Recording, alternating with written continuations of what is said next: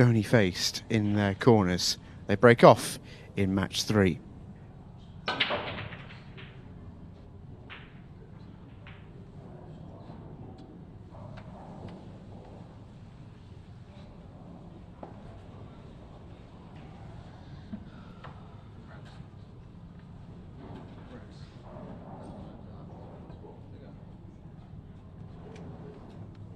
And another dry break for Ian Eldridge.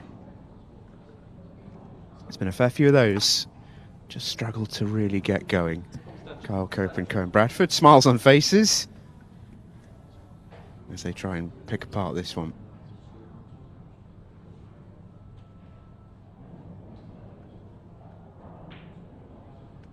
Yeah, I think this is a huge test of professionalism for these two.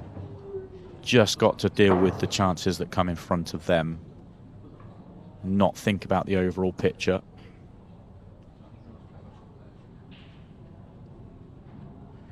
I think the red at the bottom goes. Do you come across for it now? Yeah.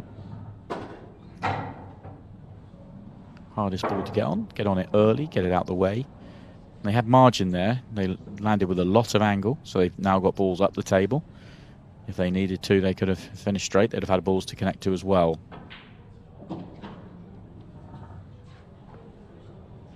I'm not sure if he was playing the gap or trying to go past there. Obviously wasn't playing for the one at the top of the table, which may be well be the one he plays now. I have a feeling he was playing the gap.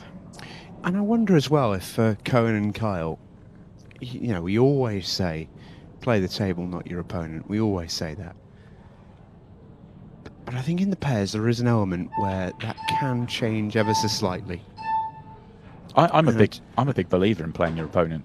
By the way, I really am. I think especially once you get to the pro level and everybody's great, then it's slightly different. But when you're sort of if you're just playing in local competitions or you're playing in county or whatever it might be, I'm a big believer in it. Where I was going with that point, that's a lovely shot from Kyle. Where I was going with that point is for Cohen and Kyle, they will have watched that last match and then have thought, okay, well, we're going to start this pretty heavy favourites. They look nervy, it's been touchy and twitchy and all the rest of it. They don't need to give anything away. If there's a tricky finish on, don't go all out early and give away the frame. That's it, yeah, 100%. That's exactly why I don't think you should play the player because of that exact reason. That's why I think you should play the player rather because of that exact reason. Having said all that, they've taken on this first visit. It's been calm and assured all the way through from ball 1. A very, very tidy break and run from Cohen Bradford and Kyle Cope. I think that was off the dry break, so it will be Cohen to break next. So a chance to build on it. 40 years of age combined. Yeah, there's 8-year age gap out there. That's the bit that gets me.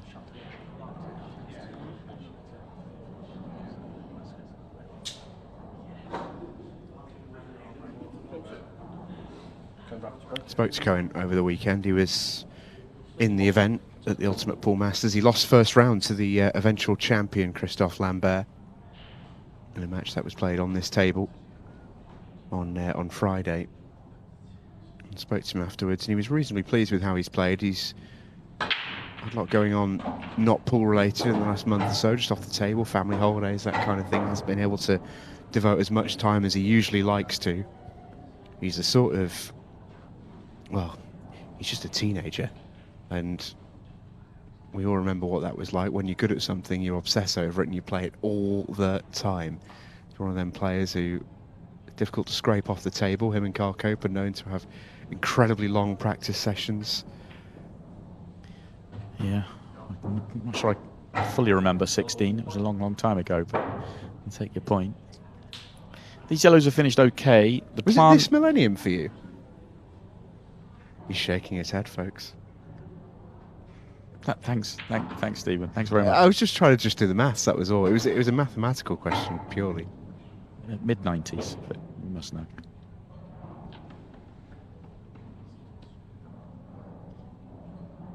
about to make the point about the plant. It looks fairly straight. It looks like the yellow will just about stay in line. If you get straight on it, then it's okay. But it looks like he's going to have to play it as well, either play it now, but it's a bad angle, or you're going to have to play the one on the cushion on up the top left, and then play it. Although I like this. Kyle's just come in and got involved here, which I like. Said come across and get above the yellow on the left-hand side.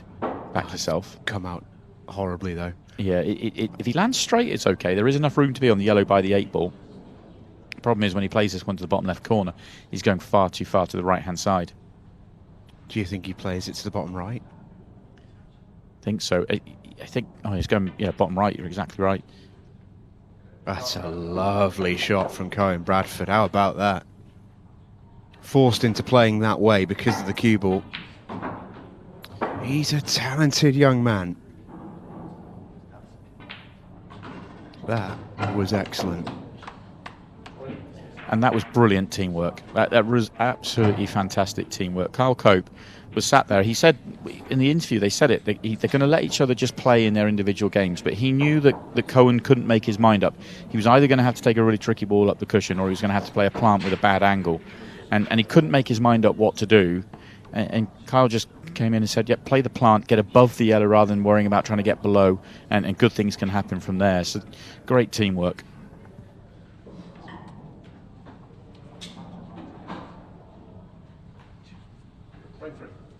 Mancini's break. Trailing 2 frames to nil.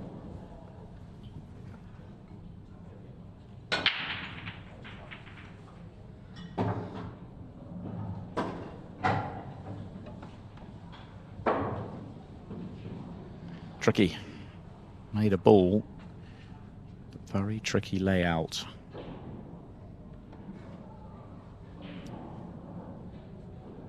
Eight ball probably goes up or down the table. I was thinking, does that make you go yellows? Yellows on the right-hand side are a problem. The rest are okay. He felt that plant was on. It didn't look like it from our camera angles, but it must have been for him to play it. Of course, if the plant then goes, the reds are very good. You can see why he was thinking of that play. But all he's done is open up the reds now for Kyle, because the colours aren't assigned until a ball is potted. A legal ball is potted. And assuming the red goes into left centre later on in the visit, then it shouldn't be any bother on reds here.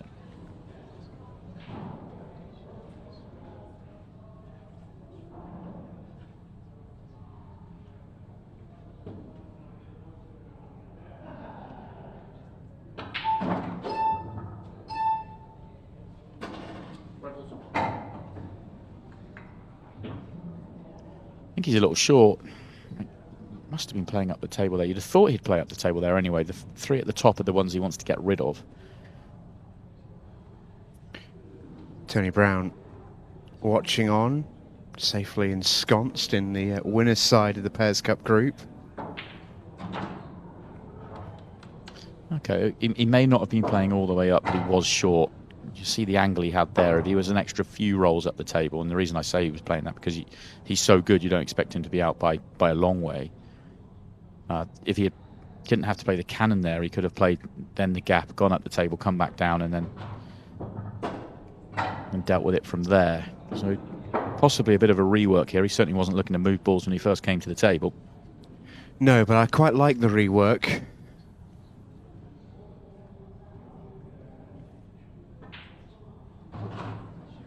Inevitably will be, I think, accepting distance on an 8 ball.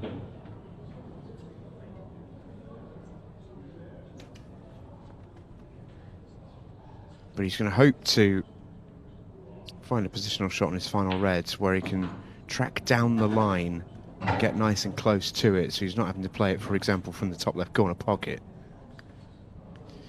Yeah, he's certainly got that. The one on the top cushion tracks it.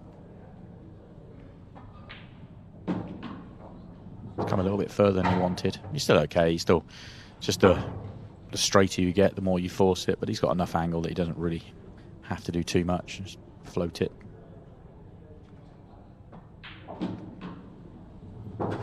And he actually might have had the vision to do this from the start. I was thinking get rid of those at the top, and then the one left centre would have been the last ball to get on the 8 ball, but that one at the top was always a good ball to get there as well.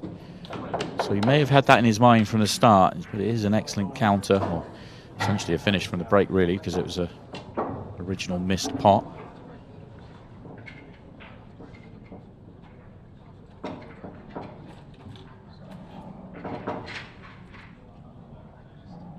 This has been a pretty formidable performance from these two.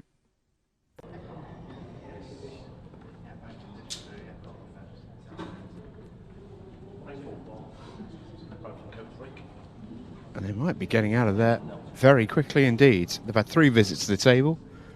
They've dished all 3. 9 minutes and change remaining in this match.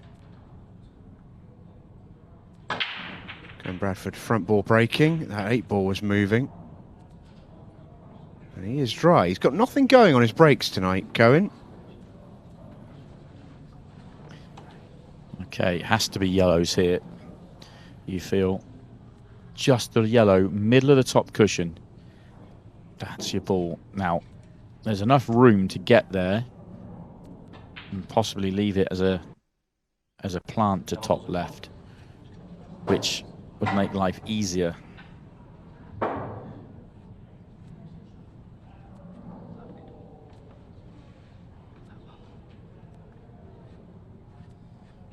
Didn't get the first shot right. I fear they're going to leave that yellow middle of the top cushion quite late here.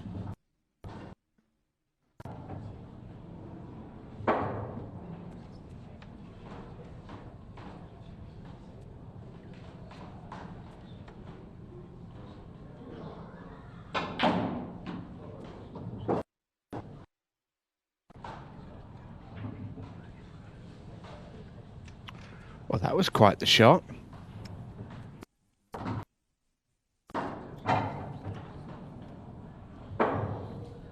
Tried to play position. They're still trying to recover from the first shot going wrong.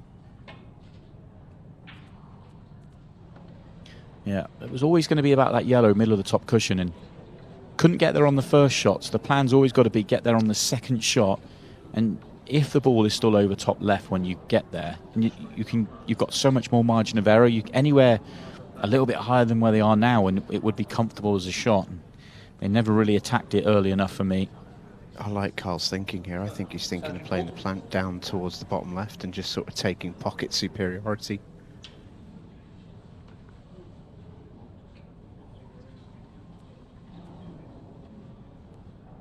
There's no rule saying you got to win in one visit.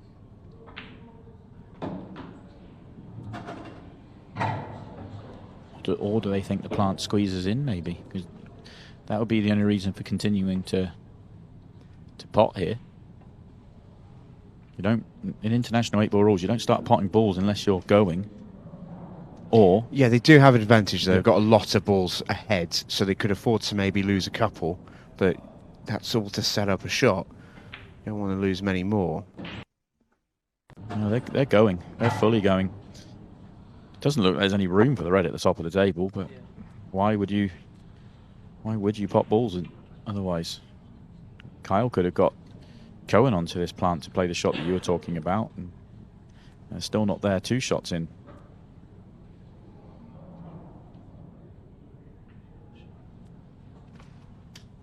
Well, snookered on all 3 balls. It's a tidy little shot from Kyle Cope. Is there access to the one over the pocket? Might be. I'm going to bend it.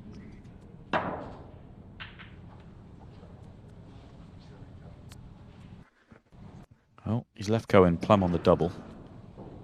He may be tempted here, but again, right at the top of the table is your problem, not these two.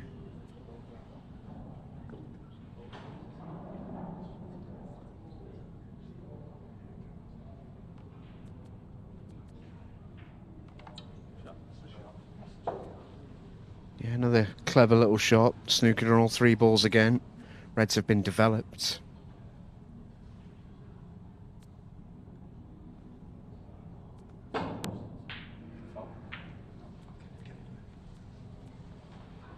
Ian loves a swing, doesn't he? They both do. They both like hitting with quite a lot of force. We'll now know about this right at the top. If there's any future with it, you could ball in hand, can you be on it? The fact they're not looking would suggest not.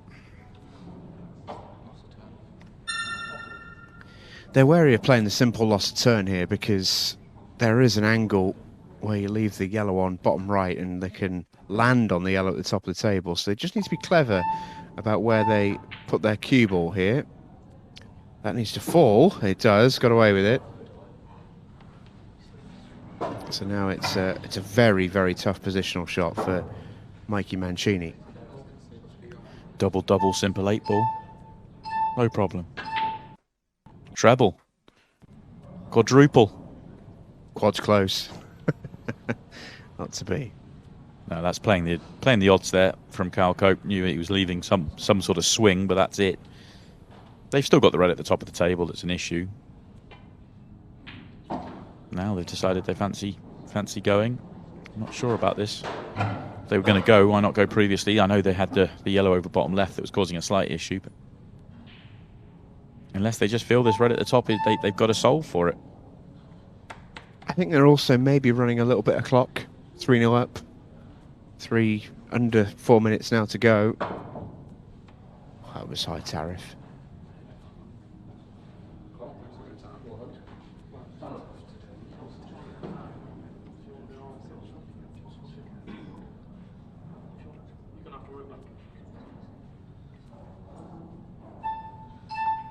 Yeah, Carl's absolutely on it. There's just no point even thinking about. I think well, they're trying to get them to move the red for them. Yeah, I mean, but they were having a discussion. Do you give them ball in hand to give yourself an angle to play the breakout? Why? Why? They can't lose the match. They're 3-0 up. There's 3 minutes left. Just keep doing it. It may look boring, but so what?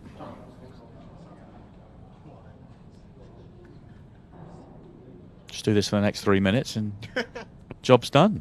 Keep laying the snooker, keep getting ball in hand, keep laying it again. Boring. What I like here, we've got two of the game's young stars playing the old-fashioned game here.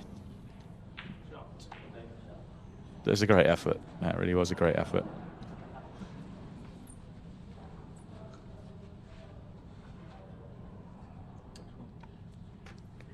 Yeah, the old Fudgers Union is still very much taking on new members.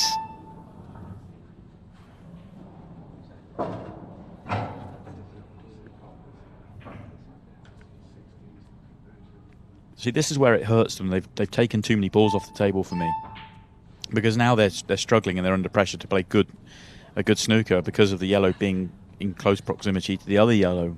Whereas if they had all their balls still on the table, they'd have the even stronger position. And they're going to get away with it. A little unlucky there, Mikey Mancini. Played a good shot.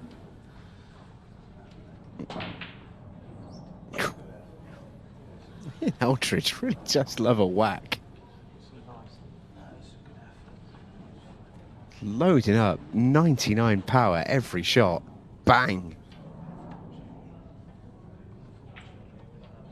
Cohen Bradford using about 2 power by comparison. Little delicate touch for the snooker. I'm not sure if you can. I was about to say, I'm not sure if you can get to the potting angle of the yellow without the centre pocket being in the way. It doesn't matter. He went for the solid contact instead. Now just go and win the frame. All the tactical play is done. Just go and win the frame, win the match. Yep, come on. Stop messing about. There we go. 8-ball waiting for them top left. This does slide by. Or does it? Yeah, it does. Cohen just coming around to check his angles. Chance to show his cue power off. That was pretty cool.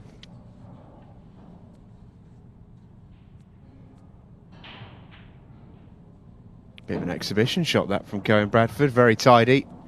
And this 8-ball awaits the young man to secure a 4-0 victory for his partnership. In it goes. Ian Eldridge and Mikey Mancini eliminated mathematically. They can no longer qualify, but they may well have something to say in this group. Kyle Cope and Cohen Bradford may well need them to find a result in their final match of the night. But the Swaddling Cup boys are doing very fine indeed. Great performance, 4-0 win, and they are in the shed with 2 points on the boards.